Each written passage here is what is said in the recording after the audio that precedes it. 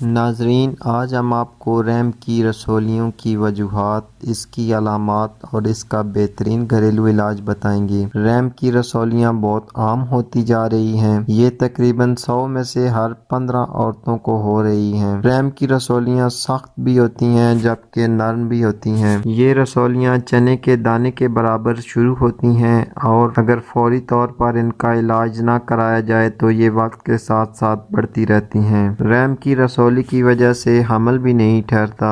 رحم کی جگہ پر درد رہتا ہے۔ اس کے علاوہ کمر میں شدید درد رہتا ہے۔ اس کے علاوہ ہم بستری کے دوران بہت زیادہ شدید درد محسوس ہوتا ہے۔ چلتے پھرتے رحم کی جگہ پر درد ہونا بھی رحم کی رسولیوں کی علامات ہیں۔ چلتے ہیں رحم کی رسولی کی وجوہات کی طرف کہ یہ کیوں ہوتی ہیں، اس کی کیا وجہ ہے۔ رحم کی رسولی کی بہت سی وجوہات ہیں جن میں بہت زیادہ ہم بستری کرنا یا غیر فطری طریقے سے ہم بستری کرنا، ماہواری کی خرابی کی وجہ سے یعنی ماہواری رک کر آئے یا بہت زیادہ آئے، دونوں ہی صورتوں میں رحم کی رسولی ہو سکتی ہے۔ اس کے علاوہ بہت زیادہ موٹاپا بھی اس کی بڑی وجہ ہے۔ اگر رحم کی رسولیاں ہوں تو مزاج میں چڑچڑاپن آ جاتا ہے، نیند بہت زیادہ آتی ہے، پیٹ باہر کی طرف نکل آتا ہے جبکہ بھوک بھی کم لگتی ہے، لیکوریا کا مرض بھی لگ جاتا ہے اور حمل کرنا ٹھہرنا سب سے بڑی علامت ہے۔ یہ تھیں اس کی وجوہات اور علامات۔ چلتے ہیں نسخے کی طرف۔ آج ہم آپ کو ایک آسان اور مجرب گھریلو نسخہ بتائیں گے